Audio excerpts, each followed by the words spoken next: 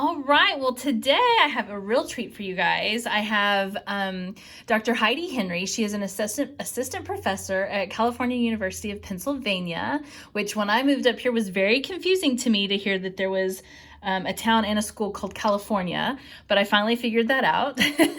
So Heidi is teaching graduate level classes for career counseling, research methods, cross-cultural counseling across the lifespan, and even practicum and internship, which I think is officially like half of the curriculum to get your master's in counseling. But I'm so excited that Heidi has taken the time to join us today as we do kind of part 2 of our Preparing for College video series. So today I wanted to just talk to Dr. Henry about helping kids prepare for this next journey of going into college, and what are some tips that can maybe help them succeed a little bit better if they know these things. So just in general, maybe like tips, I guess you could say.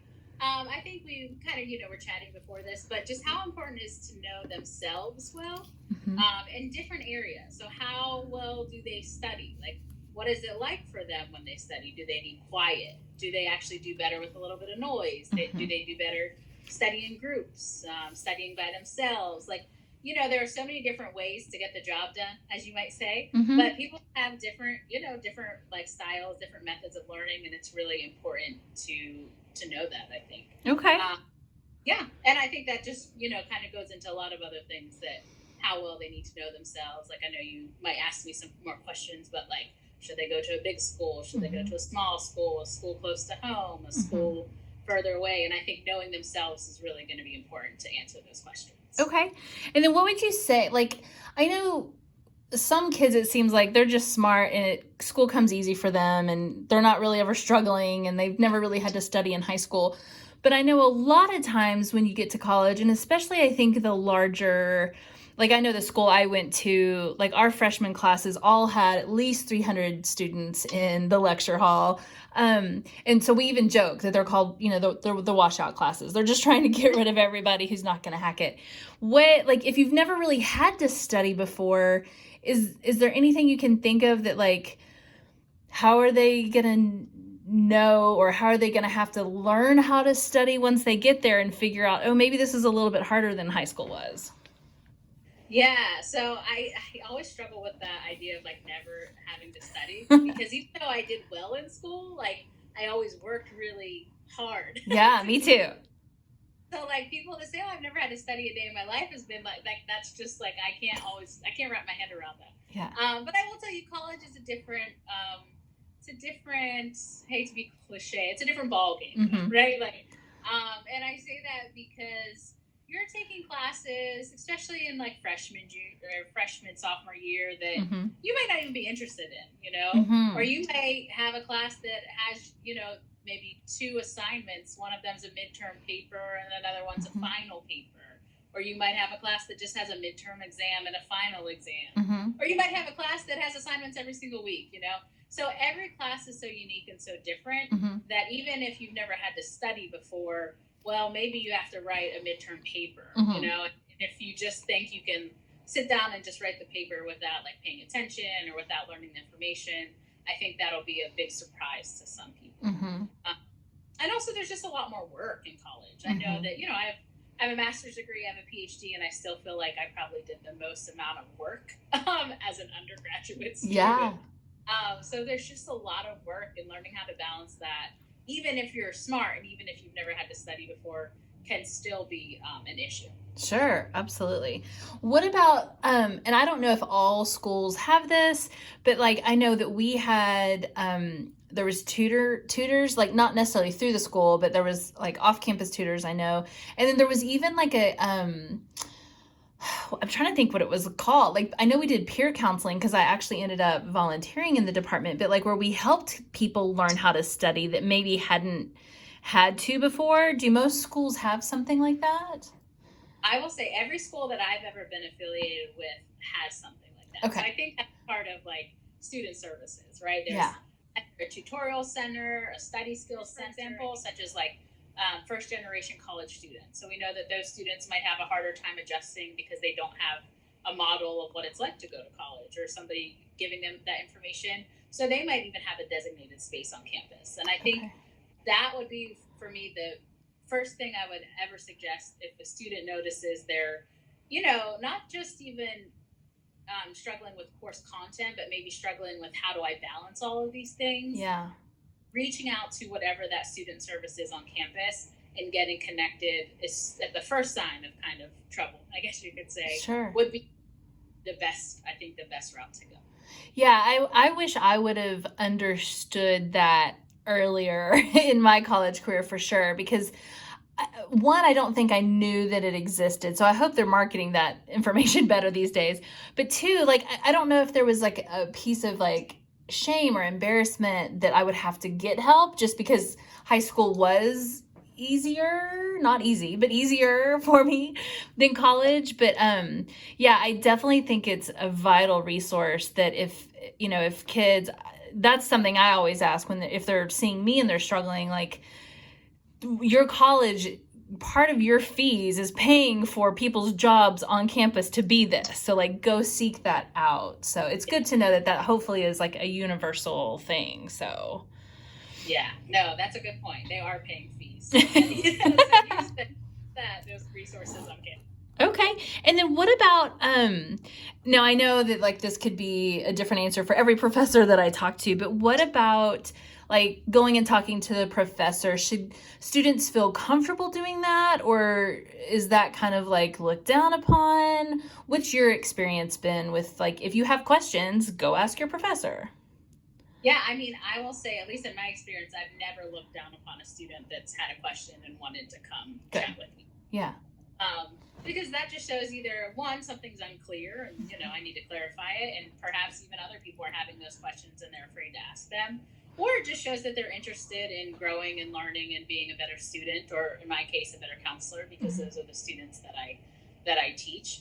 But no, I would say, I think, you need to build those connections with professors for a variety of reasons, because they're also your letters of recommendation when you're going to apply for jobs. And in some ways, they're your connections to even people in the field. So I think that approaching your professors to ask questions is always, I think it's always looked upon favorably. Yeah. And if it isn't, then there's probably something else going on. Sure.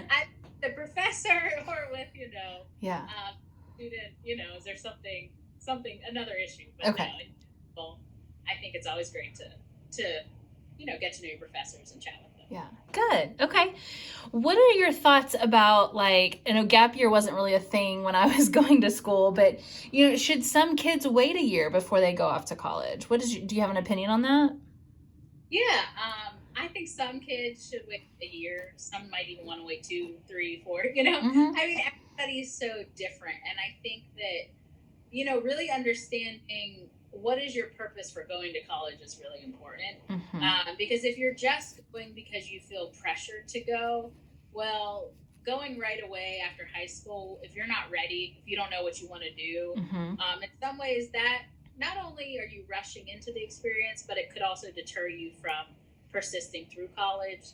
It could deter you from even like taking a break and then wanting to go back if you had a bad experience.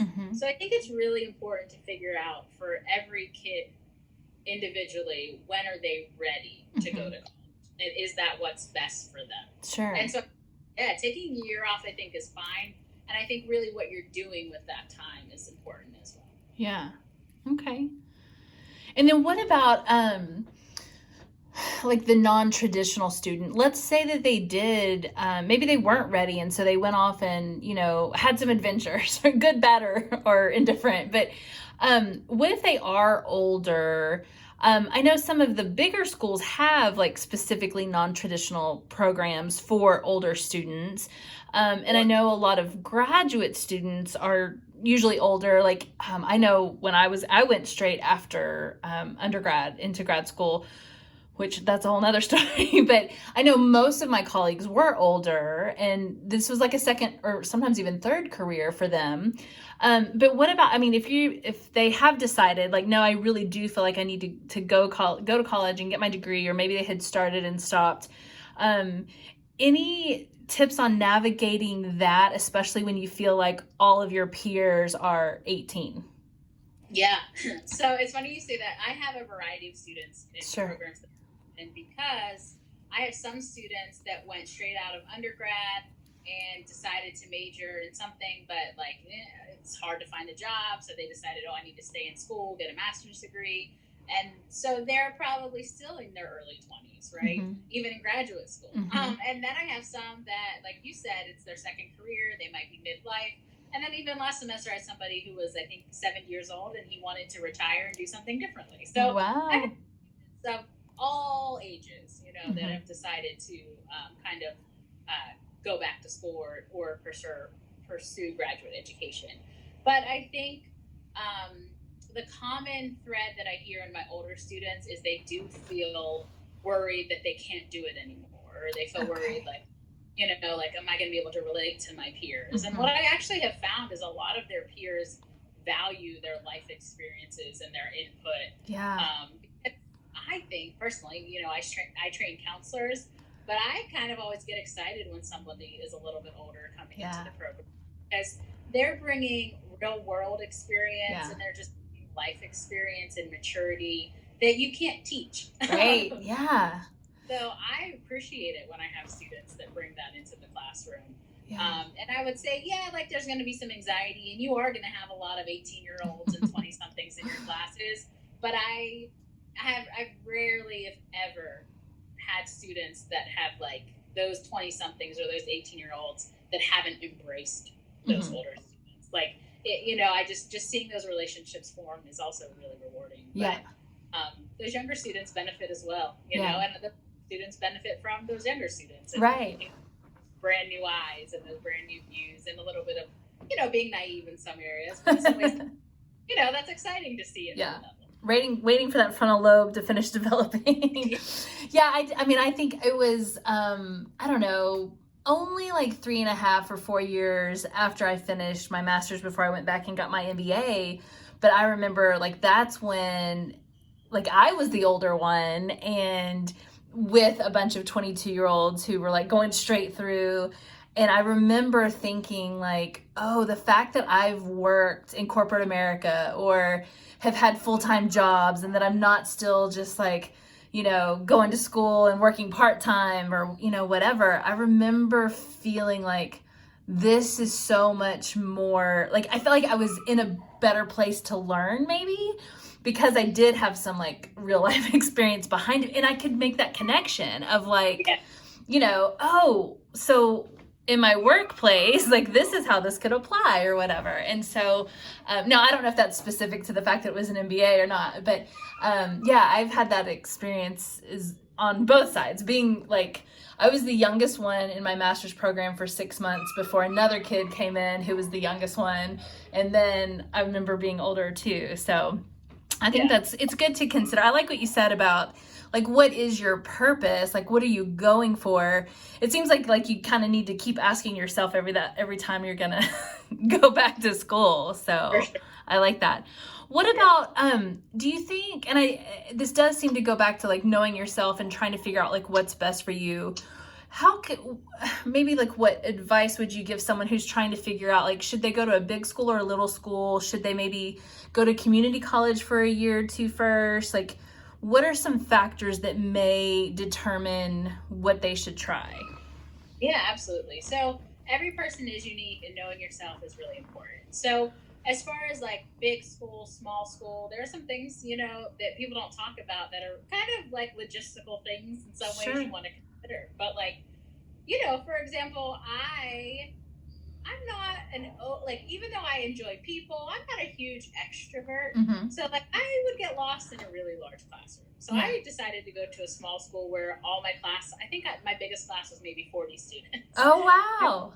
All of my classes as an undergraduate student were small, and I didn't have any teaching assistants teaching my course, right? I only had my professors teaching them. And so if I had questions, I was able to interact with them. Mm-hmm. And for me, that interaction was really important. Okay. But with small schools comes, a downside. There maybe weren't as many social activities. Okay. Of course, I'm not an extrovert, so I didn't need that. We didn't even have a football team. We had a soccer team. Okay. But I will say some people might enjoy, like, the idea of going to like Division 1 sports on the weekends. That might be something that actually connects them to their university, gives them a sense of belonging. And, that might be what they need to motivate them to stay in school. Sure. And there's nothing wrong with that. So I think just really knowing what you value in your college experience. Also, this is silly, but like my campus was really small. So like I only had to I only had to leave my dorm 10 minutes to get to the class. Whereas if you're in a big school, you might be taking like a bus to get across campus. So it takes more time to do those things too. Sure. So. No, do you think, because did you go to a fairly small high school? No, there were about, how many? I think like a little over 400 in my graduating class. Okay.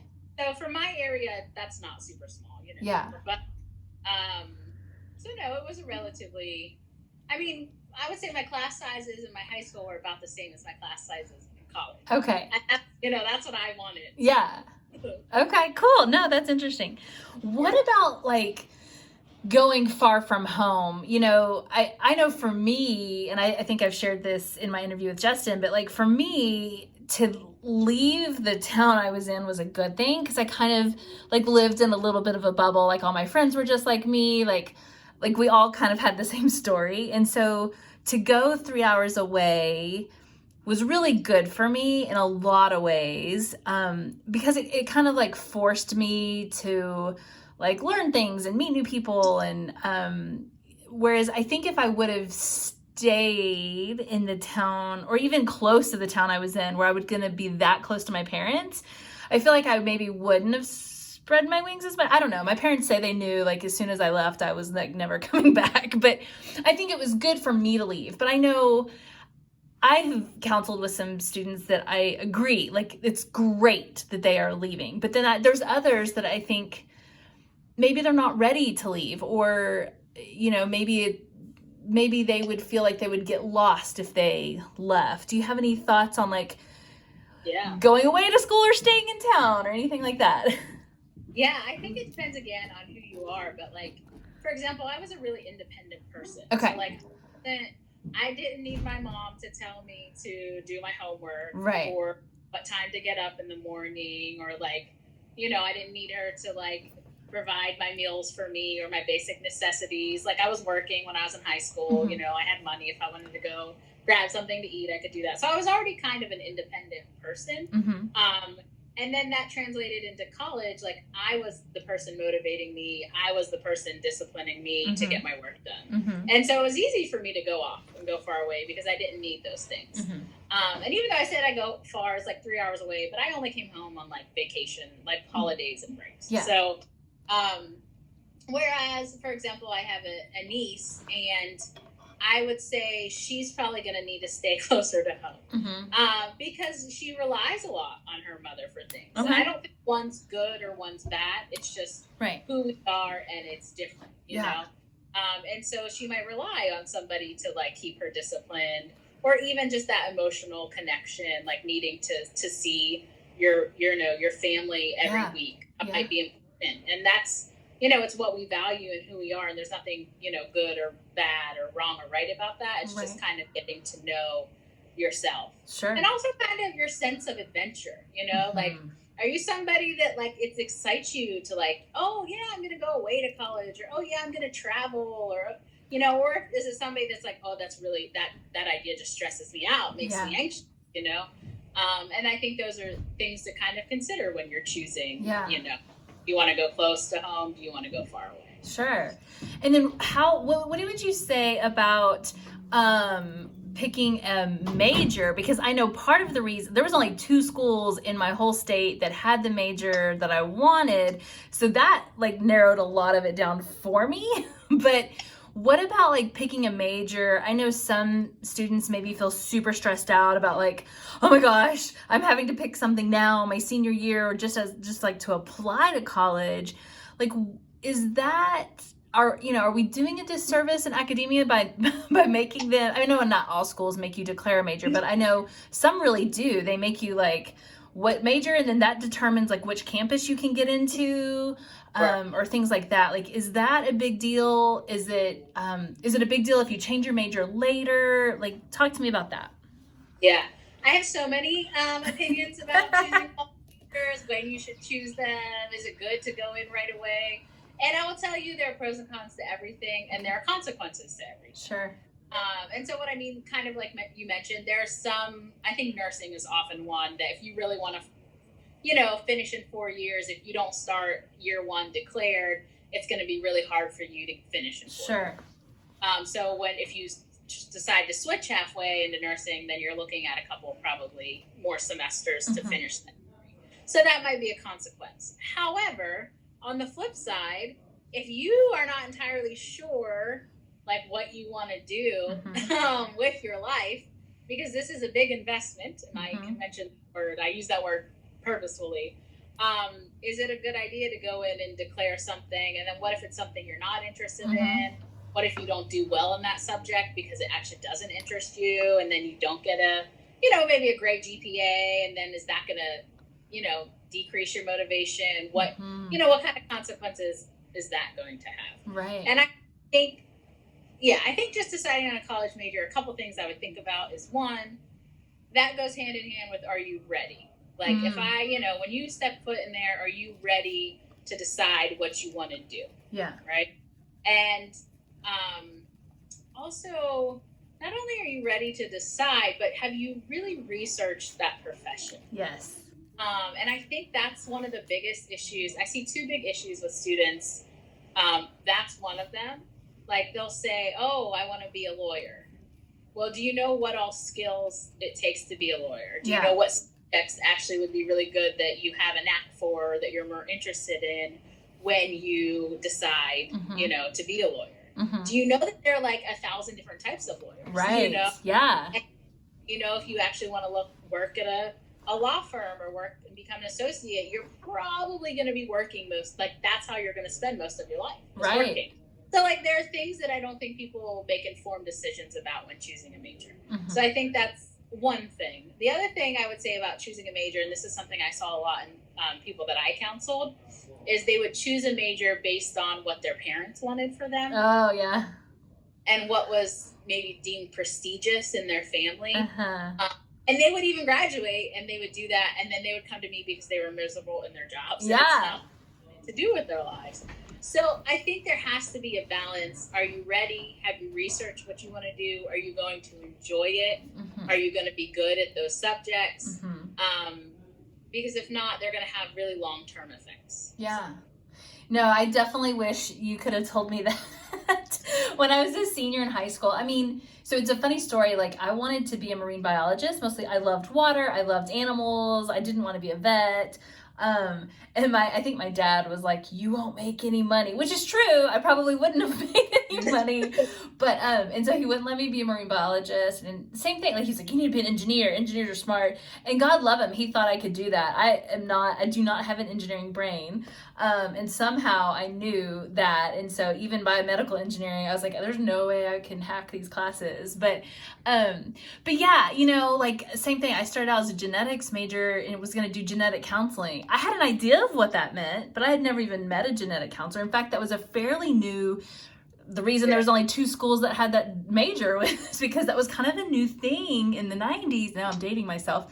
But, and so, yeah, I think that's helpful. And then a lot of students I see when I ask, like, well, what did your, high school, like, counselor, like, what were they talking to you? I know we had to take a test that said, like, these are the things you're good at, and, like, you should consider these things. I don't know if all seniors and even juniors are doing anything like that in the high schools now. And so I agree. I've seen a lot of that too. And then I think there's a lot of maybe guilt that comes in with I need to change my major. And I'm like, but aren't you glad you figured this out now and not 5 years from now when you have a degree that you're not using or whatever. So no, I think that can be freeing. I do wish there was maybe a little bit more, I always tell people, like, go find an internship. Go ask if you can shadow for a day. Like, if you think you want to be a vet, you need to go work in a vet office. Like, you don't even have to be a tech, but like, go see if you can just sit there and watch what they do and make sure you understand. Like my sweet Sophia, she wants to be a vet. And so I'm like, I don't know if you're going to be able to, like, when you have to euthanize an animal. And she actually at 9 years old was like, no, I understand. It's part of the circle of life. And sometimes I know. And I'm like, who are you? You're not my child. Like, usually she's the one in the ball of tears, you know? And so, but like, it's important. Like if that's what you think you want to do and you're going to stand by that, you know, then let's make sure you understand what that really means or whatever. So no, I think that's important. And I do like what you said about, like, not just doing what your parents want you to do. And I know that can be hard, especially if your parents are paying for school. Like, you feel like you have to, and some parents might even threaten not to pay if you don't do certain things. But going back to just being true to yourself and figuring out who you are and what you love and what you're passionate about, I think that can really be key into setting you up for success or failure. So I like that. What about any advice to the students who, now I know things are so crazy and I know a lot of the schools haven't decided if they're going to do online or in person or both. I mean, even the high schools haven't figured that out. But any advice to kids who maybe just graduated, the class of 2020, they're going off to college? Like, is there anything they should do before they get to school in August, if they are allowed to get to school in August? Any advice for the kiddos? Oh. Yeah, this topic is so hard for me. I've said, you know, so many things to people about this topic, and it's just like, I would say, journal your life, video it, because you can probably make a documentary. There you go. Just because what an experience it will be like for freshmen. Right now I know many universities are planning to have classes resume. You know, it's going to look a little different, but what an experience it will be for college freshmen if this is their first time, you know, stepping foot on a college or going to college, going to classes. What a unique experience it will be for them. I think the only advice I could really give is just maybe embrace the uniqueness of it while staying safe. Okay, yeah. Because it will be unique and you will have stories to tell that no other freshman college class probably in our lives will be able to talk about. Yeah. And that alone will be a unique experience. So kind of embrace that, I think. But also follow the guidelines that are set forth. Because if you don't, then you're going to just go online. Yeah. So right. Follow those guidelines so you can maintain that unique experience of having some, resemblance of what a true freshman college experience is like. Okay. And what about the parents? If they are maybe nervous to kick their kids out of the nest, right? Like to launch them into like the real adult world. Any advice to parents, not necessarily like of this class, but in general, parents who have kids that are, losing their baby birds out of the nest? What would you say to them?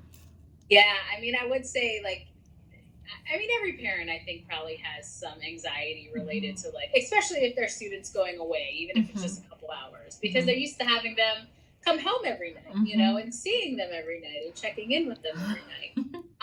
And I would just say, they're an adult now, and the only way they're going to grow, their only way they're going to, become even more of an adult is by you letting them, releasing those reins. And I know some parents have a harder time than other parents. Sure. But just keep in mind, you could be, thwarting their growth if you you don't let them have these experiences. Yeah. And also know they're going to go through times that are difficult, that are painful. Be there, be supportive, help them during that time. But don't feel like you have to, kind of take them out of that situation. Because if they can't work through that situation, then how are they going to work through life's difficulties that they will present themselves in life? Right. Absolutely. I love that. I say that often to different situations and different clients and different, areas of growth. But no, I absolutely think you can still be there to help them when they fall, because guess what?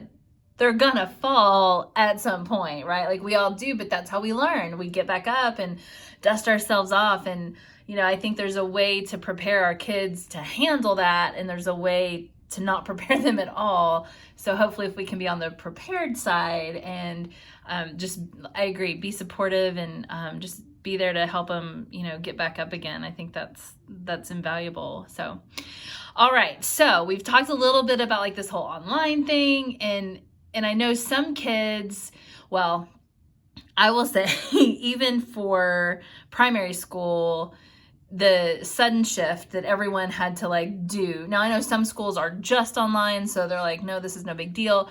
But I know even at like the high school and then my kids in the elementary level, having to adjust online in just a 2-week period was very, very difficult. I think at the collegiate level, there may have been a little bit more preparedness because most of the colleges offer some kind of online structure anyways. But what advice would you have, if any, to students who hated their online experience? They didn't like it. They don't want to do it. And if the schools come down and say, like, we're going to do, even if it's a hybrid where it's some online and some in person, or if it's going to be all online, like, the state of California has said for their public schools that it's all going to be online for the first year. What would you tell students? Is there any way to adjust to having to do it online, or what would you say? Well, I think, again, it kind of goes back to just embracing the uniqueness of what this year is. Okay. And perhaps seeing it more as an opportunity than a disadvantage. And what I mean by that is I didn't take many classes online. I took none in my undergraduate, none in my master's degree, and I took 2 in my doctoral degree. Now, not just COVID, but before COVID, anytime I would even apply for a job, there was a line that said I needed experience teaching online. And so I was just like, well, this is, odd. But what we're seeing is not only are classes and education shifting online, but even the way people work. There's more and more technology, infused in the way we work. Like as counselors, now we do telehealth pretty frequently, even though it existed before. Sure. See this mass embracing of telehealth, because if not, how are our clients get help? Yeah. But that's happening in every industry in some way. So I would say just viewing it as an opportunity. Okay. So even if you want, you wanted face-to-face classes, take the time for your online classes to use that technology, learn about that technology, because then, to be honest, you kind of become a little bit more, I think, marketable and versatile in the real world. Because what if your company says, oh, well, we provide technologically assisted services in whatever capacity that is. Like, how can you say you're prepared to do that? Well, you can easily say that because you've completed half of your coursework online now. Yeah. Because you're forced to, right? Yeah. So I think maybe just seeing it as an opportunity, embracing it as the uniqueness of our current times and the experience, and just a way to kind of increase their own technological kind of capacities. So if they're going to a school that is mostly traditional in-person classes, but maybe offer some online classes, do you think it would be a good idea for them to maybe try an online class? I would say with research, yes. And what I mean by that is researching the experiences of other people with online classes. Because I will tell you, so we shifted, for example, at my university halfway through. And I gave a survey that I created because I just wanted to know what their experience was like taking online classes. And one of the things I asked is, did you feel like you learned the objective just as well as you would have face-to-face? And overwhelmingly, I got yes, that they felt like they did. And then I also asked them if they had a more positive experience or view of online learning since switching. And they also overwhelmingly said yes. Okay. But that said, now I've had a lot of experience teaching online, so I knew how to kind of design a course. Sure. Where the instructors that you have to understand don't, and they might be thrown into a situation where they have to teach online. Yeah. So I'd say if you're going to take a class and it's optional, probably be intentional about what course you take. Sure. Meaning had positive, reviews from its instructors. People have spoke highly about what they've learned in that course. Yeah. Because I think I just don't want them to take an online course and just have a negative experience because they could. Right. I take one, I want them to see what the best of online learning can be. Sure. So. Okay, awesome.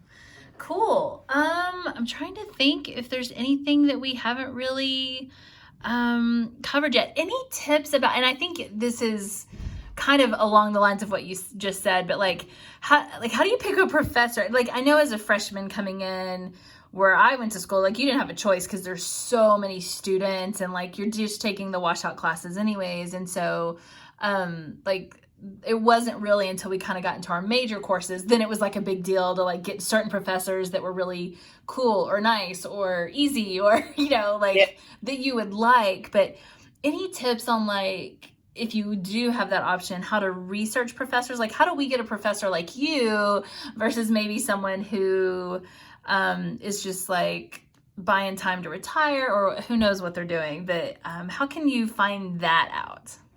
Yeah, I think what would be really important, especially at the undergraduate level and even at the graduate level, is kind of making connections with people a little bit further in your major. So maybe somebody a year above you or 2 years above you, and get numerous perspectives. And the reason I say that is there are people that take courses and they just want what's the least amount of work. How can I get an A? Right? Yeah. That's what they want. Then there are people that are like, well, what course am I going to learn the most in? Yeah. That's prepare me, even if it happens to be a little bit more work, you know? And you have to know what you want, what you value as a student, and get multiple perspectives, because then you can figure out who might be a good professor that fits for what you're looking for out of your classes. And the best way to do that is just to hear, experiences from other students. Sure. Okay. Awesome. Anything else that we didn't cover, or that you were thinking about, or anything else you want to share with everybody? I think my biggest thing is just, there's a lot of, I think, like societal pressure when it comes to college, right? Like, that's what you're supposed to do. That's what the prestigious thing is to do. And here I am, somebody who has a PhD, and I'm telling you that might not be what's best for you. Yeah. I mean, and, in today's world, I think there was like an article maybe like a year or two ago that came out that actually we don't have enough people in trades. Right. So to really consider, like, what do you think is going to be best for your life? And putting away other people's opinions is really important. And I know, you mentioned that's hard, especially if parents are paying for college, especially if you come from, a family where everybody went to college. That could be a really big pressure, or nobody went to college and you do feel pressure to be the first person in your family. But I think really kind of trying to throw off other people's expectations and really taking the time to figure out what's best for you is really important. Yeah.